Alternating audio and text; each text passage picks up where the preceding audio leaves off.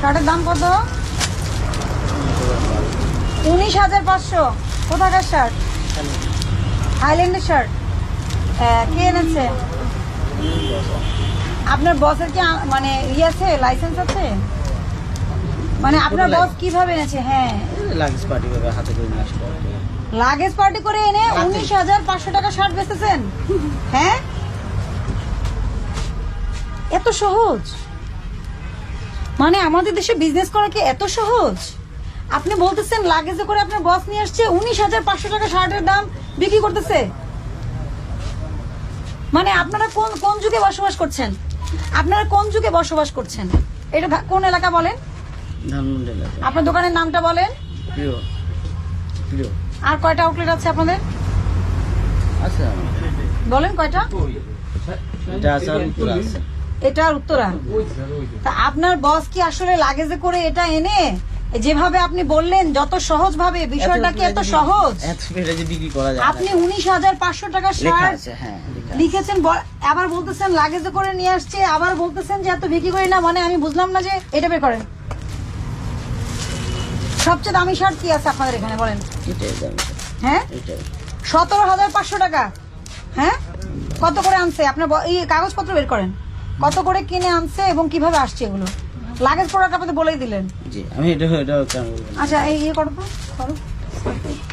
ইয়ে করেন, নামান আরো কিছু শার্ট নামান, আমি দেখি।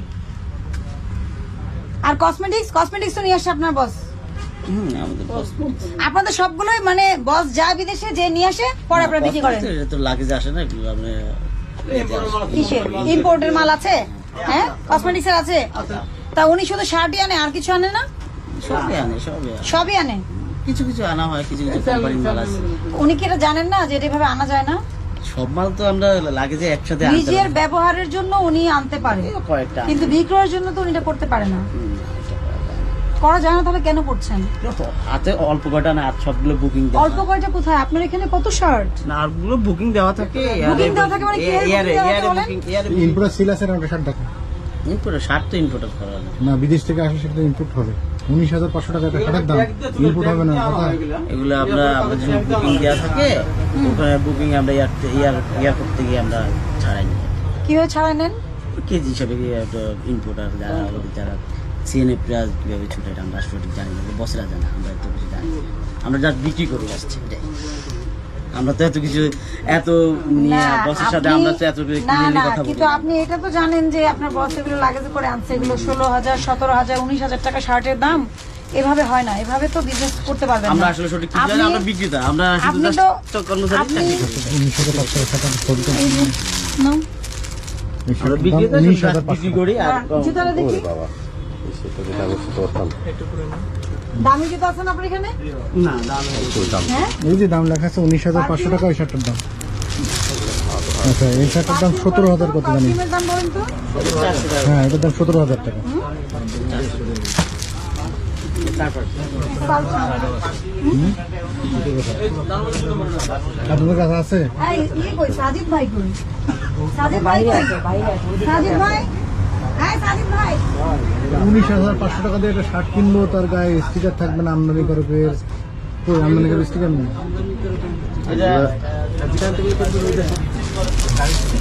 ডায়মন্ড কই ভিতরে? ডায়মন্ড ভিতরে? ডায়মন্ড ডায়মন্ড নেই? ডায়মন্ড থাকার ডায়মন্ড থাকার কথা, যেহেতু 19,000 টাকা দাম। এই ইয়ে প্রাইস গান বের করেন, প্রাইস গান দাম বসাইছেন, প্রাইস গানটা বের করেন, বের করেন। এই প্রাইস গানটা বের করেন। জি ম্যাডাম, আপনাদের স্টোর কোথায়? জি স্টোরটা কোথায় বলেন? স্টোর তো পিছনে। এখন চাবি চাইলে বলবেন যে চাবি মালিকের কাছে। খুব আপনাদের সব এই যে প্রাইস এখানে, এখন এতক্ষণ বলছেন স্টোরে, এখন বলেন যে এখানে। স্টোর কোথায় বলেন?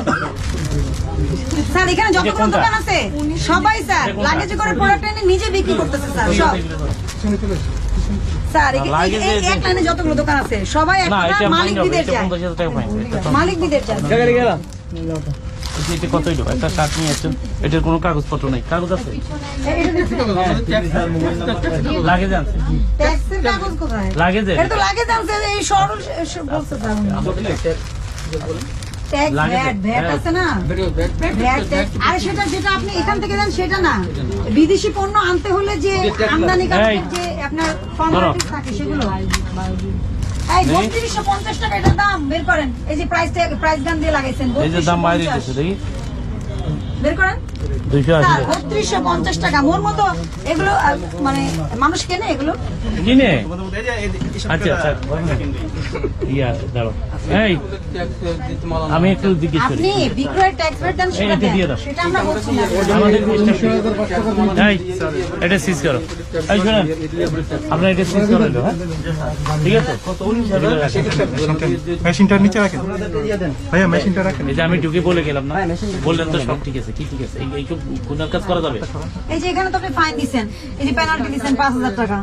না না এগুলো তো কাস্টমস ট্যাক্সও তো ফাইন দিছেন। শোনো কাস্টমসে আনে এগুলো ব্যক্তিগত দেখে আপনারা লাগেজ পার্টির মাল বারবার না করেছি না, তাহলে বারবার এরকম করেন কেন আপনারা? হ্যাঁ? এই যে বারবার ভোগান্তি স্বীকার করেন কেন? সবারই তো ফাইন করার জন্য তো আসি। কি কি স্পেসিফিক অভিযোগে জরিমানাগুলো করা হলো কত টাকা? আচ্ছা, আসলে আমরা আজকে এখানে যে জায়গাটা আসলাম, এখানে দেখছি যে একই সাথে 4-5টি কসমেটিক্সের দোকান, ওনাদের সবার ট্রেড লাইসেন্স হচ্ছে জেনারেল স্টোর। তো এখানে কসমেটিক্স থেকে শুরু করে শার্ট প্যান্ট এবং আপনার জুতা এরকম সবকিছু বিক্রি হচ্ছে। তবে সবচেয়ে বড় বিষয় হচ্ছে এখানে বেশিরভাগই দেখা যাচ্ছে যে মানে কর্মচারীদের ভাষ্য মতে যে মালিকরা বিদেশ যান, ওনারা লাগেজে করে এগুলো নিয়ে আসেন এবং এগুলো এনে সেল করেন। আপনি দেখতে পেয়েছেন যে প্রোডাক্টগুলোর দাম কত বেশি এবং ওনারা প্রাইস গান ইউজ করছেন। ওনারা কিন্তু খুচরা বিক্রেতা, যদি আমদানিকারক হয়ে থাকেন উনি অবশ্যই মূল্য ফিক্স করতে পারবেন, কিন্তু সেটার প্রসিডিউর আছে। ওনারা কি করছেন, সবার দোকানে প্রাইস গান আছে, সবাই প্রাইস গান দিয়ে এক একটা প্রোডাক্টের দাম মন মতো বসাচ্ছেন, দিয়ে আবার ওখানে লিখে রেখেছেন যে ডিসকাউন্ট আছে। তো আসলে এই বিষয়গুলো থেকে বের হয়ে আসতে হবে। আমরা সবাই যদি ভাবি যে আমরা বিদেশ যাব, আমাদের কত কেজি মাল আনতে পারি আমরা, সেটা আমরা নিয়ে আসলাম, নিয়ে এসে এটা দিয়ে আমরা বিজনেস করবো, একটা দোকান ভাড়া নিয়েই বাস হয়ে গেল বিজনেস, আসলে এটা কিন্তু সঠিক পদ্ধতি না। সবাইকে আমরা জাতীয় ভোক্তা অধিকার সংরক্ষণ অধিদপ্তরের পক্ষ থেকে এই মেসেজটা দিতে চাই যে এই ধরনের ব্যবসায়িক চিন্তা থেকে বের হয়ে আসতে হবে। অবশ্যই ব্যবসা করবেন, ব্যবসার অনেক বড় জিডিপিতে ভূমিকা আছে, ব্যবসায়ীদের অনেক বড় অংশীদারিত্ব আছে আমাদের দেশের রেভিনিউতে। তো আমরা বলবো যে আপনারা অবশ্যই বিজনেস করবেন, সেটা অনলাইনে হোক অফলাইনে হোক দোকান নিয়ে হোক, তবে অবশ্যই সেটা দেশের প্রচলিত আইন কানুন মেনে এবং অবশ্যই ভোক্তা স্বার্থ সুরক্ষায় কাজ করতে হবে। আপনারা এমন কোনো কাজ করবেন না যাতে সরকার ট্যাক্স ভ্যাট পাওয়া থেকে বঞ্চিত হয় এবং অবশ্যই যেখানে ভোক্তা স্বার্থ অরক্ষিত হয়। সুতরাং সবাইকে এই বিষয়ে মনোযোগী হতে হবে, সবাইকে এই বিষয় থেকে বের হয়ে আসতে হবে। বিজনেস করতে হলে অবশ্যই আপনি ট্রেড লাইসেন্স নেবেন, নিয়ম অনুযায়ী বিজনেস করবেন। সবাইকে এই মেসেজটাই আমরা দিতে চাই। জাতীয় ভোক্তা অধিকার অধিদপ্তর থেকে আজকে কয়েকটি তদারকি দল বের হচ্ছে। আমরা বাস টার্মিনাল সহ বিভিন্ন যে শপিং মল এবং এই নিত্যপণ্যের বাজার তদারকি করছি। আপনারা জানেন বাস টার্মিনাল এবং শপিং মলে আমরা আসলে এখন যে সচেতনতামূলক কাজটুকু করছি, আমরা হ্যান্ডমাইকের মাধ্যমে বলছি, দোকানে দোকানে গিয়ে বলছি, যাতে একই পোশাকে বিভিন্ন ট্যাগে প্রাইস দেওয়া না থাকে। আর আমরা আজকে কসমেটিক্সের যে কয়েকটি প্রতিষ্ঠানে এসেছি, আর এবং এর পূর্বে একটু আগে আমরা যে এলিফ্যান্ট রোডে লং লাগিয়েছি একজন ভোক্তার অভিযোগের প্রেক্ষিতে, সেখানে 1200 টাকা শার্ট তারা 2000 টাকায় বিক্রি করেছিলেন। একই পাঞ্জাবির মধ্যে দুটো ট্যাগ দেওয়া ছিল। তো আমরা সেই প্রতিষ্ঠানটিকে 40,000 টাকা জরিমানা করি। আর এখন আমরা এখানে এসেছি আলমাস সহ এই প্রতিষ্ঠানটির নাম যে প্রিয় সব কয়েকটি প্রতিষ্ঠানে। তো এই আমার হাতে একটি শার্ট আছে, আমরা এখানে এটি দেখতে পাচ্ছি, এটি 19,000 টাকা দাম। আমরা ওনাদের সাথে কথা বলেছি, তারা বললেন যে তাদের মালিক আসার সময় এগুলো নিয়ে আসেন, অর্থাৎ লাগেজ পার্টির পণ্য। আমরা সবসময় একটা কথা বলে থাকি যে লাগেজ পার্টির পণ্য প্রতিষ্ঠান বিক্রয় নিষিদ্ধ, কারণ সরকারকে ভ্যাট ট্যাক্স ফাঁকি দেওয়া হয়। আর এই প্রতিষ্ঠানটিতে আরো কিছু নিজেরা বসে বসে দাম বসায় দিচ্ছেন, এই যে ভোক্তা কিন্তু মারাত্মকভাবে তার প্রতারণার শিকার হচ্ছেন। এগুলো রোধেই আমরা আজকে সবগুলো প্রতিষ্ঠানকে মিলে সর্বমোট 85,000 টাকা আর্থিক দণ্ড দিয়েছি। এখানে আমরা কসমেটিক্সের কয়েকটি প্রতিষ্ঠান আছে, আমরা জানি করোনার যে সময় তারা যে ব্যবসা অনেক ক্ষতি মানে তাদের হয়েছে, দোকান ভাড়া গুনতে হয়েছে, সামগ্রিক বিবেচনা সেগুলোকে আমরা 5,000 টাকা করে আমরা অর্থদণ্ড দিয়েছি। আমরা চাইবো আমাদের ব্যবসায়ীরা ভোক্তার অধিকারের জায়গায় তার দায়িত্ব পালন করবেন, এই আশাবাদ ব্যক্ত করবো। পাশাপাশি একটি আমরা এই সতর্ক বার্তা দিতে চাই, এই রোজার ঈদের পর থেকে আমরা যদি এইরকম অনিয়ম পাই তাহলে ভোক্তা অধিদপ্তরের পক্ষ থেকে নিয়মিত মামলা রুজু করা হবে। আমরা ব্যবসায়ীদের যে সম্মানিত লোক হিসেবে জানি, আমরা চাই তারা তাদের নিজেদের আত্মশুদ্ধি নিজেরাই করবেন। সমৃদ্ধ বাংলাদেশের জন্য শুদ্ধাচার গড়ে তুলতে হবে সব ক্ষেত্রে, সেটি ব্যক্তির মধ্যেও যেমন প্রতিষ্ঠানও তেমনি। আমরা সবকিছু মিলিয়ে চাইবো আমরা যেন ন্যায্য অধিকার ভোক্তার যেটি সেটি প্রতিষ্ঠা করি। আর পাশাপাশি এই জেনতেন ভাবে ভোক্তা